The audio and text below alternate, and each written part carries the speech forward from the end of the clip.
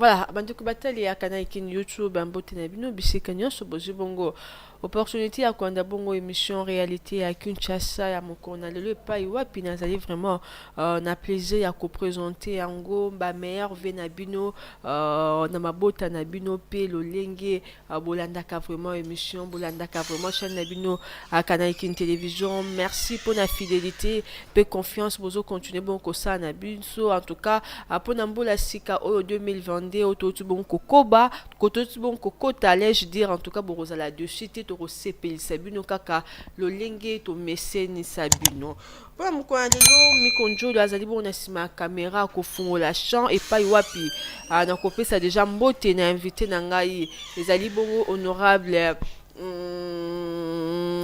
en tout cas naopesa kombo na ye te parce que boloki mpe mingi boloki ye mingi tobengaki ya moko moto mojali honorable mbote nao. Mbote mingi mama Patricia, mbote na ba téléspectateur baso, mbote na ba balanda biso na nzela ya internet. Boyamba mbote euti epa na yeme somi ekolo kumu ya Congo, mwana mboka Jean-Pierre Bemba Gombo, prophète politique, maître d'école uta Kinshasa Gombe. Boni bafeti lekaki malamu kote na yo na Kingabwa na limete mobimba bafeti lekale malamu. Mama, bonne année ezali fête moko universelle. Et ingo ba molongo mobimba ba salaka fête yango ya nouvel an. Noël pona ba chrétien baso ba salaka ko sala fête wana ya Noël. Elingi koloba ebandi lelote e kosuka pe lelote ba koko ba tata ba mama biso pe bana ba ko salaka fête wana.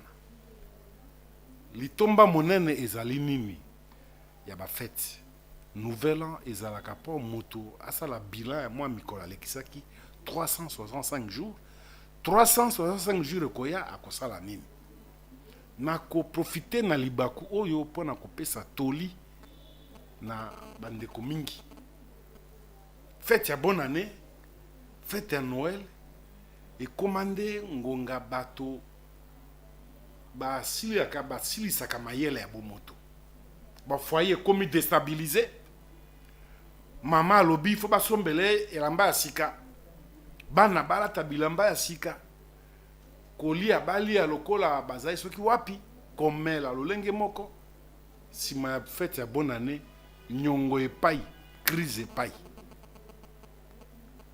ezali bizaleli toyebaka kosala bafete wana kasi tosalaka yango na kati ya bomoto. La vie continue. Yango elekaki mikolo misato mine yango to komi le 5. To continue koyoka nzala. Posa ya mai ya bière continue. Bungu awa to bomanaki pona yango. Omona ba misusu alango ina bolole nyonso ebimi na kati. Natali na bilili mosusu aboye na ba réseaux sociaux. Policier alango ya koina se. Soda lango ya kwena se toli tokopesa na baimboka ite feti elango saka biso te to zangisaka bomoto te to komaka babolole te to boma mabala na biso te ba mama pona kolata elamba feti yango nisi eleki tina moko te ezali ngonga totalaka tosalaka nde bilan ya mbula eleki pe tosala programme ya mbula koya sima elekaki malamu bomo mesano kasi moi pasi moke biso awa na RDC pasi yango nini tolekisi bonne année oyo bandeko na biso ya Beni Butembo kuna bango bazalaki na milelo kolela masasi koboma bato baza kokufa motuna tomituna kaseko bato oyo bakufaka na Beni Butembo tokoyoka 200,000 personnes 100 personnes 42 babomi matanga yango ezalaka wapi bato nyonso bakufaka na bamboka wana bazalaka na famille na Goma na Bukavu na Kisangani na Kisasa te po nombre ya bato bakufa mbele tosalaka matanga seko na Kisasa ezalaka bilima to bato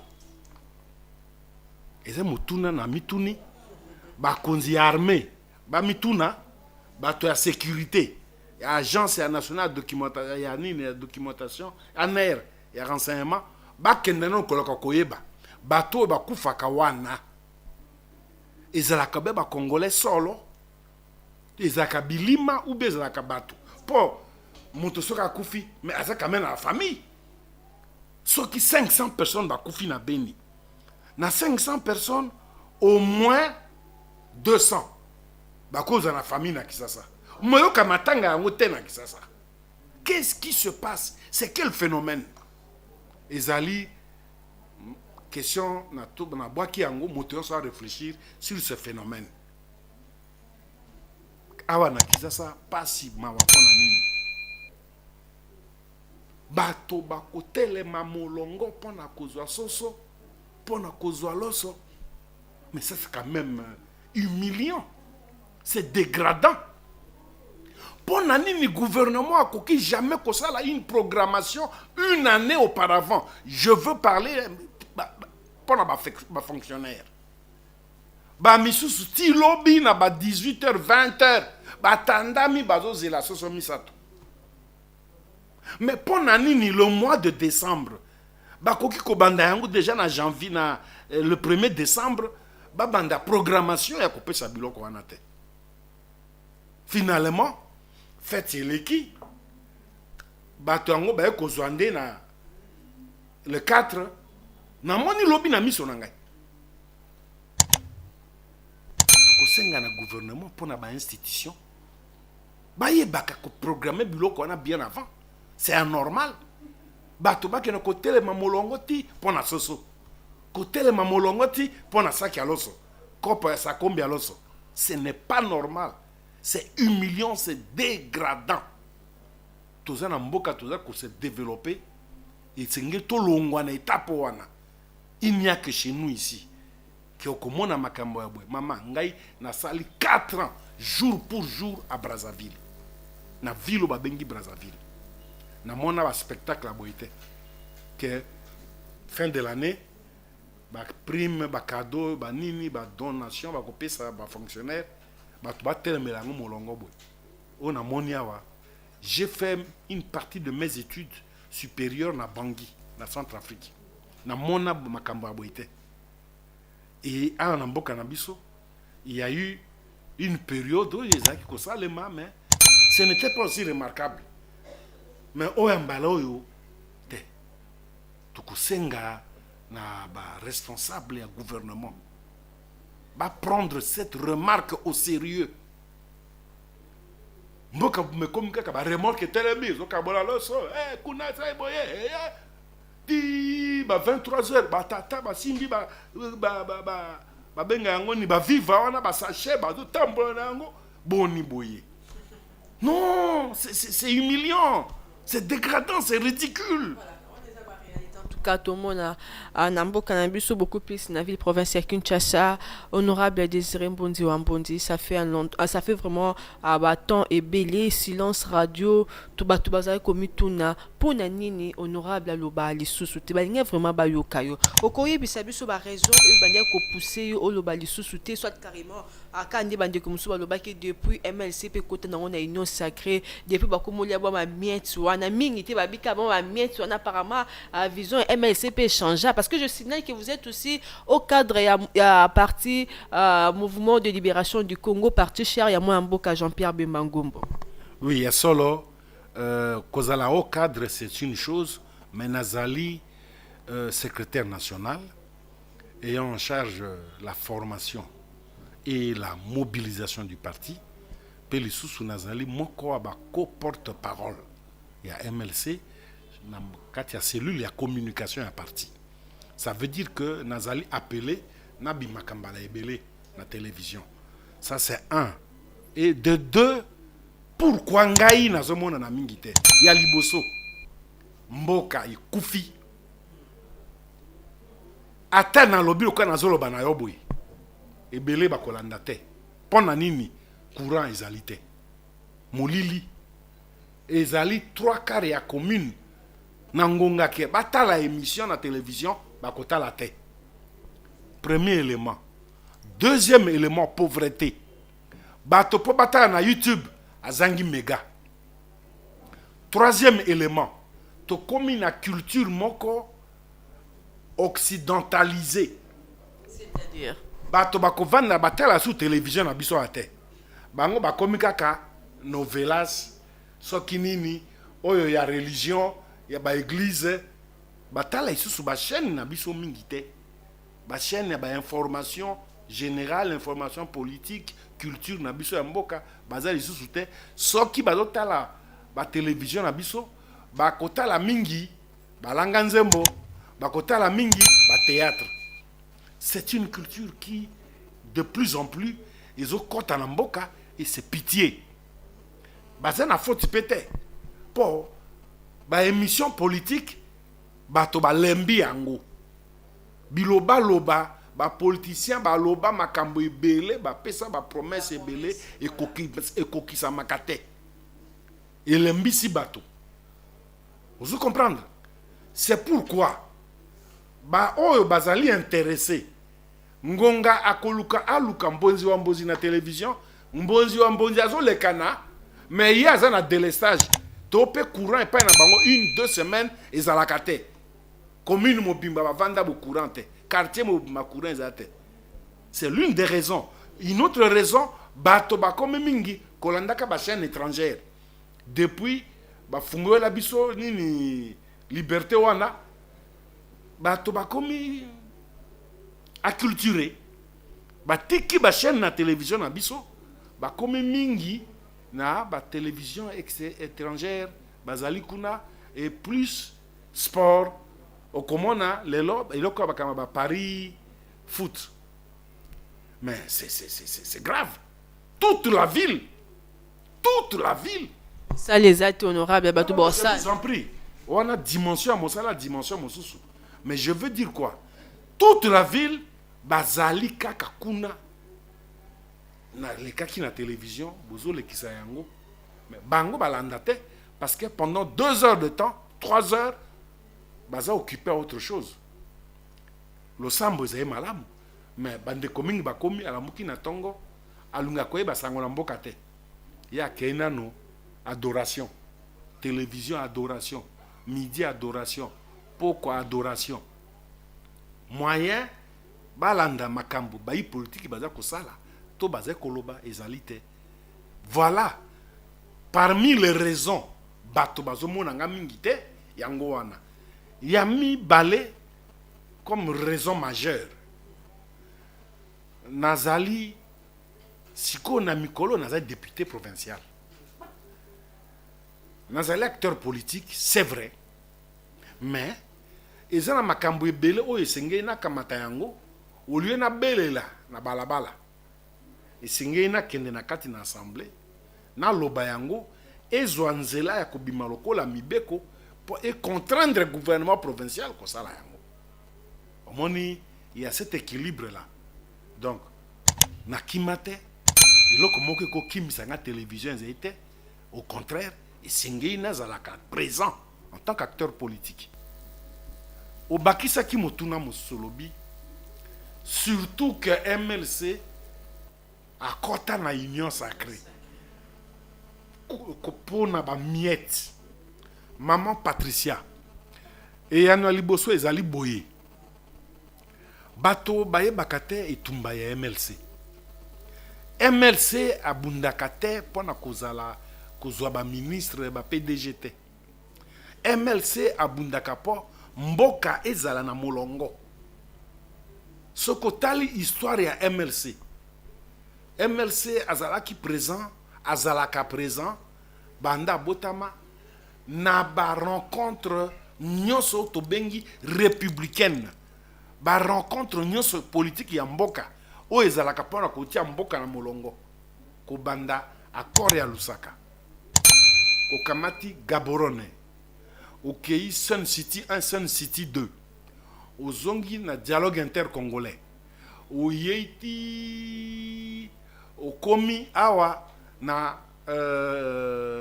accord ya Senko oye à Saint-Sylvestre okamati o ezalaki avant accord à Saint-Sylvestre en 2014 concertation MLC azalaka présent esika nyonso mboka evandi politique ya mboka tozalaka présent. Union sacrée n'est pas une première affaire pour la MLC pe ekoki te ekamata combat ya MLC et bwaka pembeni te. Ça c'est un. Ya mibale, Union sacrée ezali plateforme politique te. Lokola FCC ezalaki avec une autorité morale, avec un coordonnateur te. Lokola cash ezalaki avec je ne sais qui te.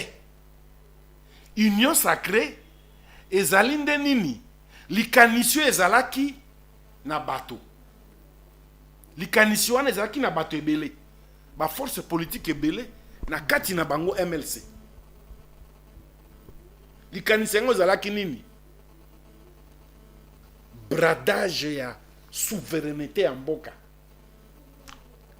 Mégestion na mboka. Crise permanente na mboka. Eye kokwea na accord moko ya lokuta. Oui, bebisa kimboka FCC cash. Crise institutionnelle, mama. Bino bovandi awa, vous êtes de la presse, butuna kamituna be po, c'est ko tuna. Mais boye ba que to risque ki guerre civile na mboka avec FCC cash. Au mona wapi président de la République azakoya dans bâtiment il y a institution to bengi palais du peuple, siège institution il y a Sénat na Assemblée nationale. Président ya Sénat, présidente ya Assemblée, ba boy kovanda ko yamba président de la République babi azoya. Ba bimi bakay. Au mona wapi un président de la République azakozwa décision na ye bato ya parti politique moko songolo balati ba beret rouge bazolo ba tokobimisela ye ba résultat toyebi ndenge ezalaki.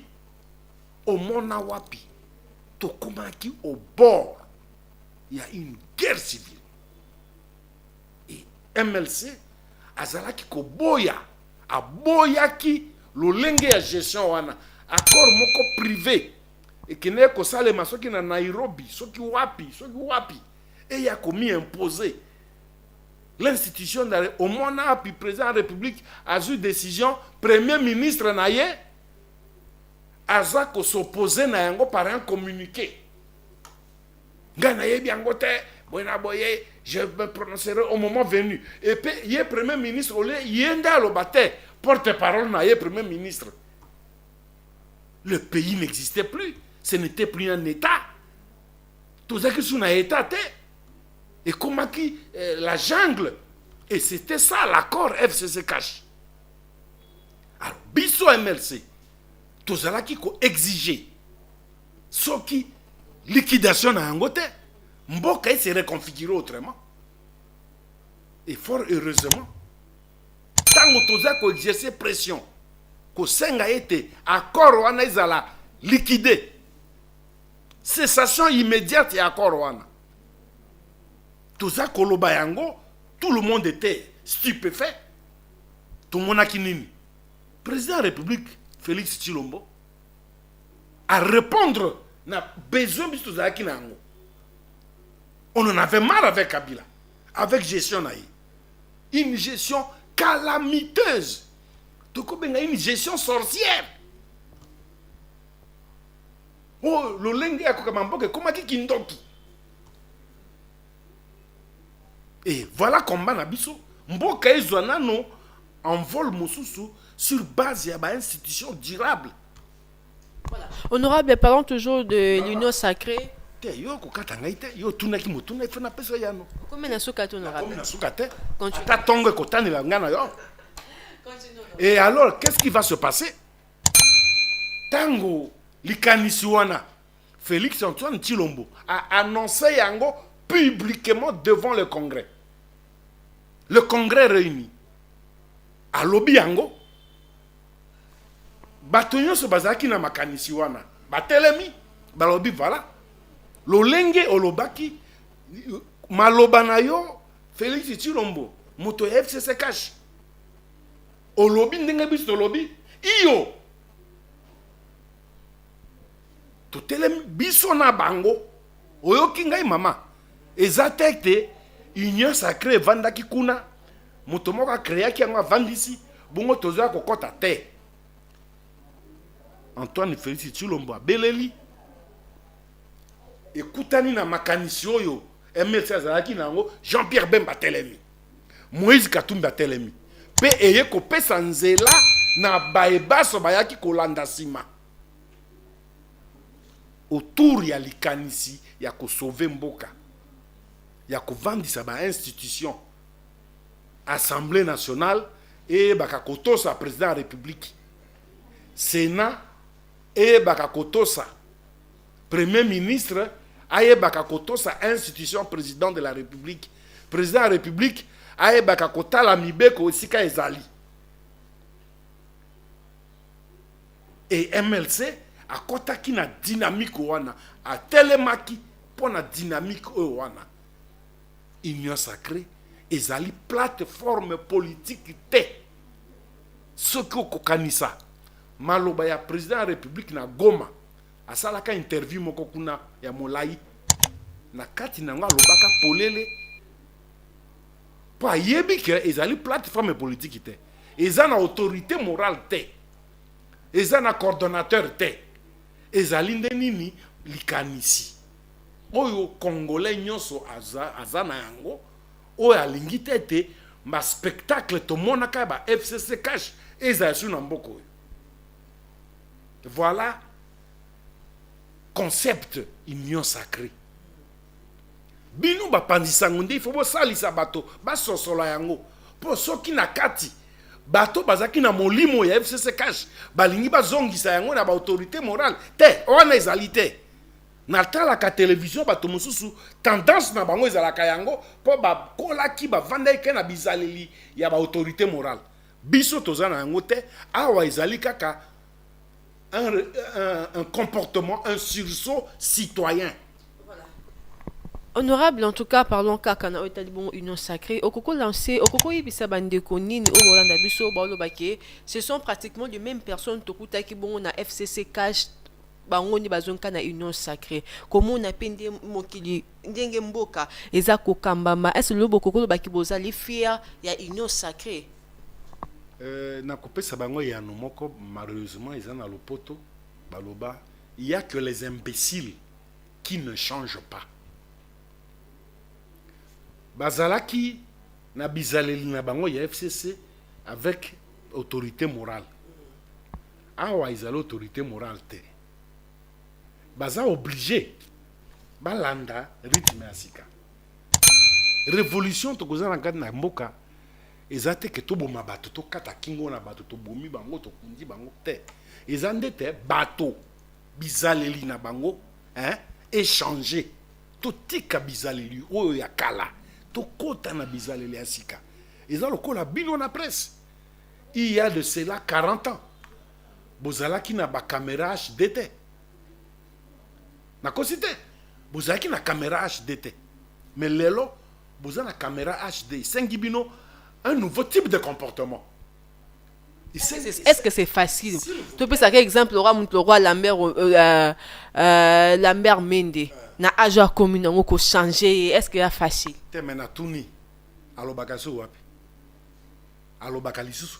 Quoi sous poste? Ah bon, voilà. Déjà changement ngo wana. Changement ngo aliboso yango wana. Azalaka ministre éternel insolent. Afinga motonyo sato sa motote aloba o alingi. Il n'a plus ce temps-là. Il n'a plus cette possibilité de le faire. Il n'a plus accès à ça.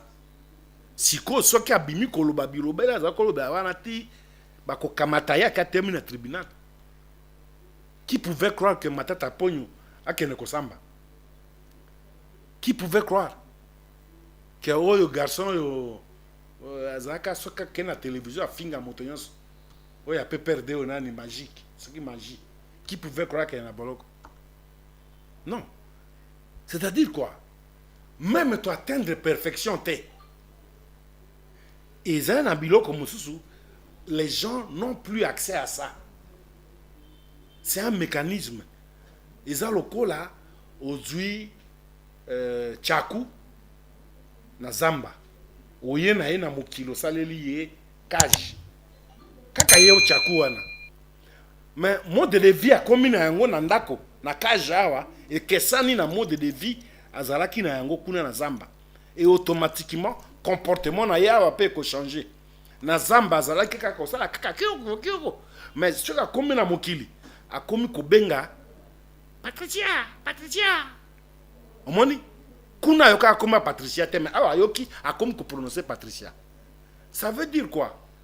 Toko kamata bato tobomi bango te ezande que bato wana bakomi na tamboli moko oyo makambo bazalaka kosala bakoka kosala yango sikoyo te. Umela eza isusu te. Comme béton. Béton wana pe eza kaka na esika yango mais eza na institution te. Po bango umela eza kiti na institution. Hein? Ça, il y avait des choses inadmissibles, inacceptables. Je dis bien, inacceptables. Lelo, okosala yango te. Yomoko yoka soni pour sala yango. Voilà, honorable en tout cas, abord ça biso sin que comme que lentement et sûrement vers la fin de l'émission. Question nanga musu ezaki lelo boza fier ya union sacrée. Comment on a dengue makambo nyonso o population za komona ces derniers temps. Êtes-vous fier vraiment ya komi benga bato union sacrée bino boloya ki na changement mais apparemment changement en population monité. Mama, olongi. Biso kozala fier na union sacrée ezali na décision. Ya koboya FCC cash. Fierté na biso ngwana. Tikali musu etali. Yo kangai toza mibali. To bomba na kite. Po to boya lolenge ya gestion ya FCC cash. Fierté na biso ngwana tango to boya yango to lobby pe to insister bato ya FCC cash bango moko bandimi biso na bango to zu méthode ya sika ya ko diriger. C'est ça notre fierté. To melama ina monoko te to bomba na kite to banga ki moto te po mboka oyo ezali ya moto moko te ezali ya biso baso to za na kati na mboka oyo to mona ki Kasavubu Lumumba to mona ki Mobutu to mona ki Muze to mona ki oyo alekaki awo siko to moni Faci to komona mosusu après et donc ceux qui ont na pouvoir fierté na biso ezali nini moto moko te akanisaka ke mboka oyo ezali ya tata na ye ya koko na atikelaka ye moko asala oyo alingi esengeli bakambi na mboka baba na koyeba kete oyo tobengi yango patrimoine commun ezali ya bato baso na ye pona salisa population na sali mwa onga na koyi kosala esili na ke bamisusu bakoya nsima na ngai congolais badirigant mboka oyo il faut bakoma na makanisi oyo wana bakoma na bizaleli oyo wana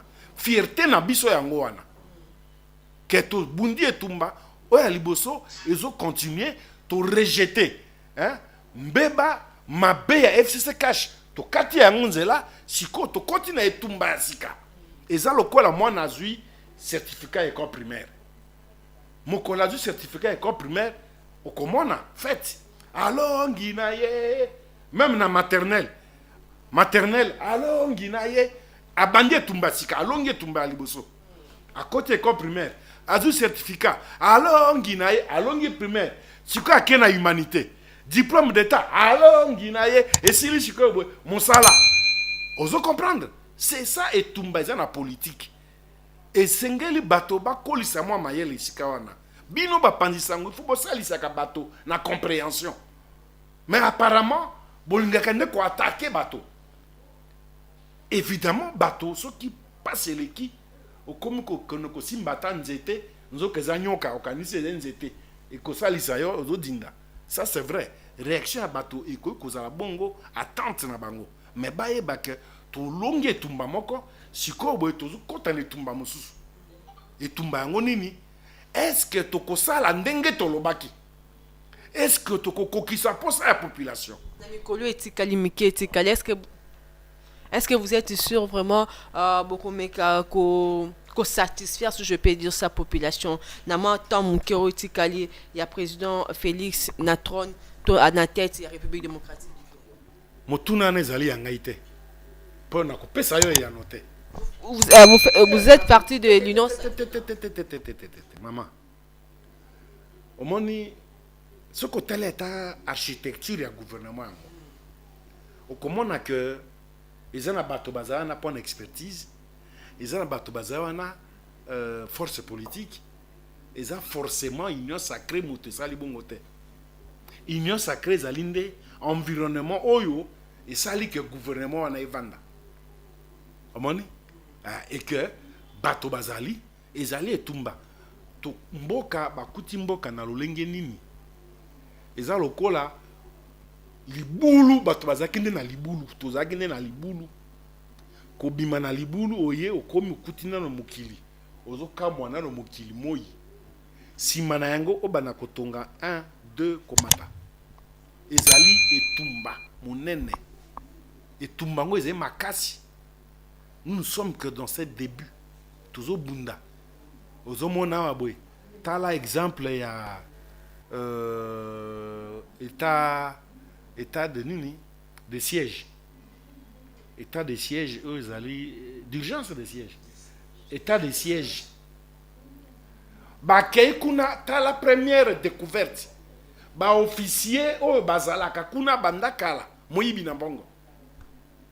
Bangonde balia kambongo. Opération Mokopasi. Il faut nano koluka ko identifier ba antenne ya ba rebelle wana na katina ba armée régulière. Bazana no ebele. C'est une longue opération. Ba attentat ba nini bazokuta bato ya armée régulière na kati. Ndenge moko na système ezalaki na administration. Bato ya bango ya FDL ya PPRD ya FCC plein partout bazalaki partout. Ezana nos questions ya ko reconditionner bango et sengi moi mikolo tozomo no pasi mais ebongo.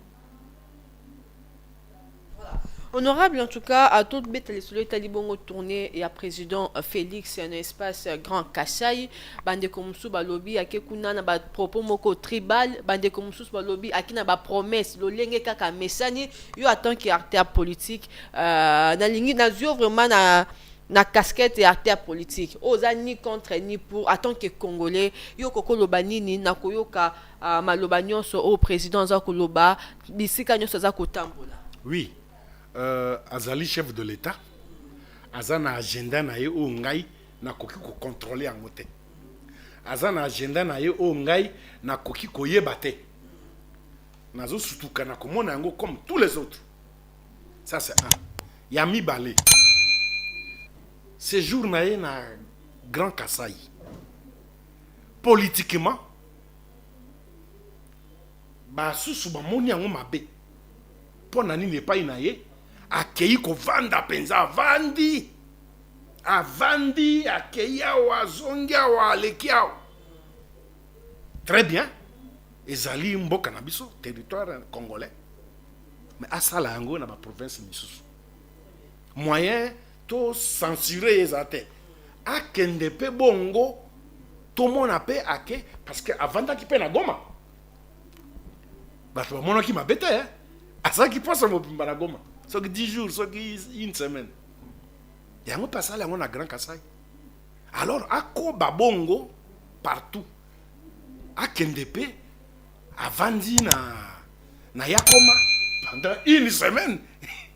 À Vandi na Dongo, une semaine. À Vandi, à Kepe na Mutuka Dindi, na Bapoto. Il a très bien fait à palper réalité du doigt. Mais à ça, la Yangonde, la province est nyonso. Parce que l'itinérance, la gestion, il y a choses publiques, na niveau à chef de l'État, ils allaient une activité cardinale. Pour yeba ce qui se passe au juste. Comme ça, qu'on yeba que, banzela, ils allaient au nini. Et si Kabo, ils allaient au nini. Il a palpé la réalité du droit. Nenga kene ko vivre effet Niragongo na Goma Très bien. Qui ne peut que vivre et faire mbororo na Kisangani. Qui ne peut que vivre effet négatif ou ezali na gemena soki na dongo soki wapi. Nenga okene ko vivre effet ya mabe na avivaki pe na Katanga. Il avait séjourné longtemps na Katanga.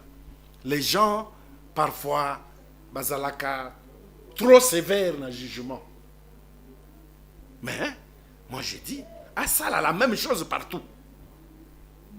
Deuxièmement, communication. Au moins, les lois, batomingi bazaye ko zwa mindondo à cause ya maloba.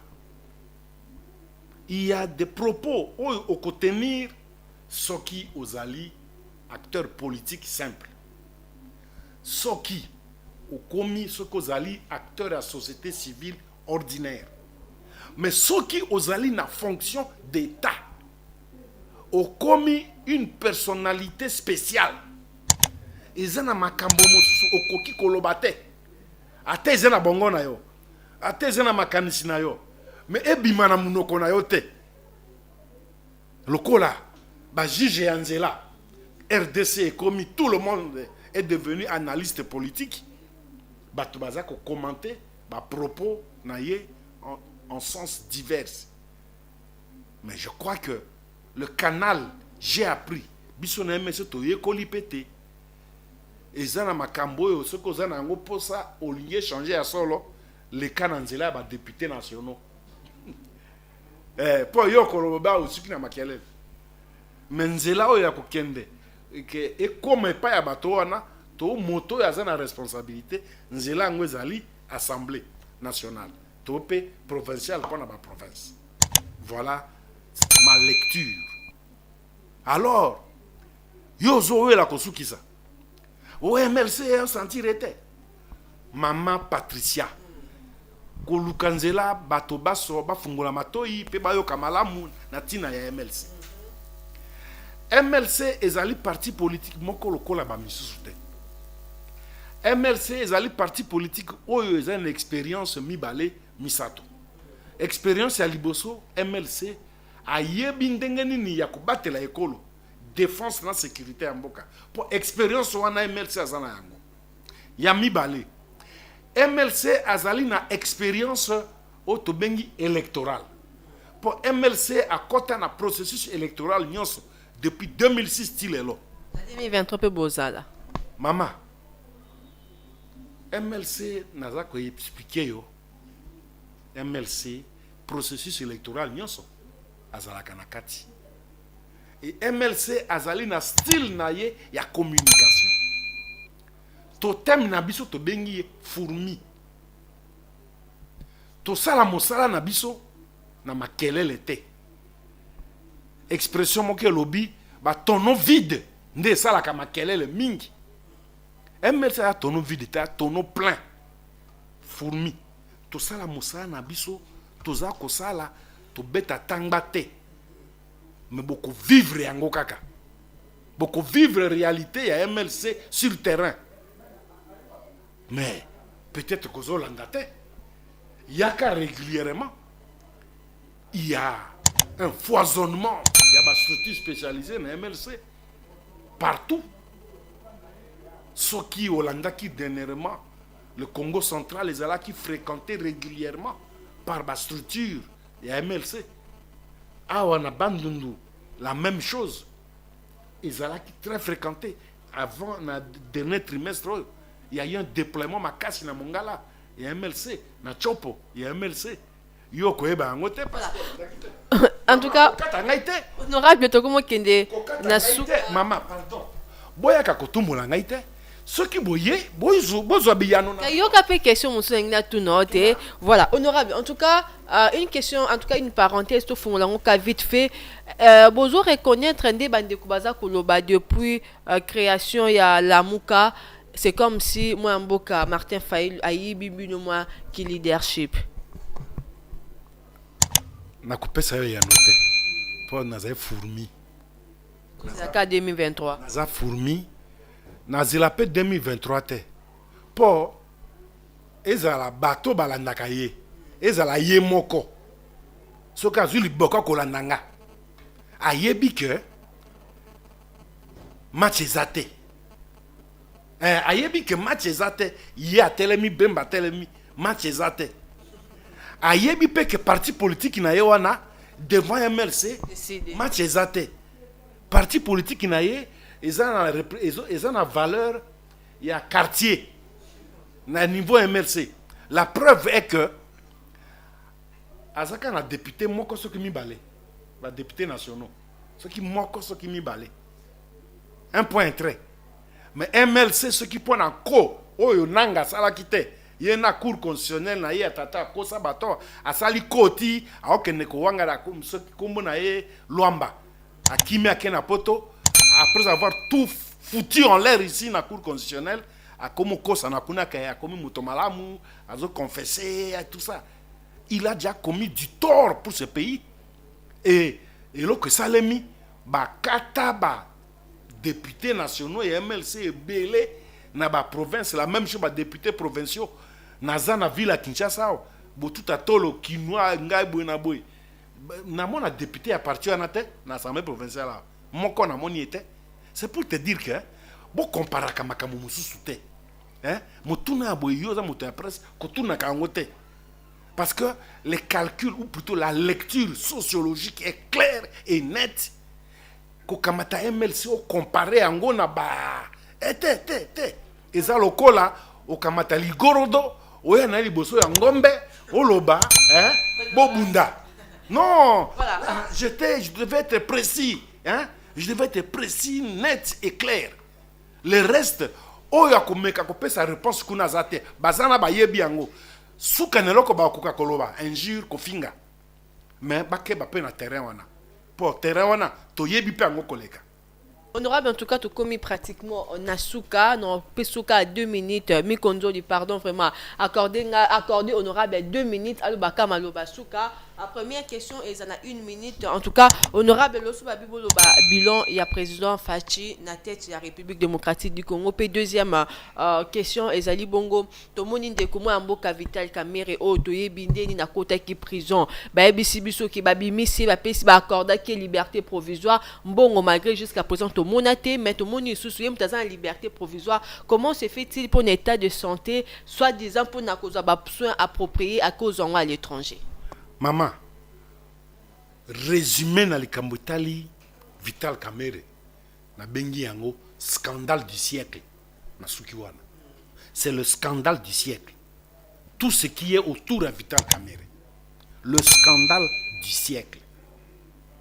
Quant au bilan Antoine Félix Tshilombo, bilan na ye et kozalande na fin de l'année.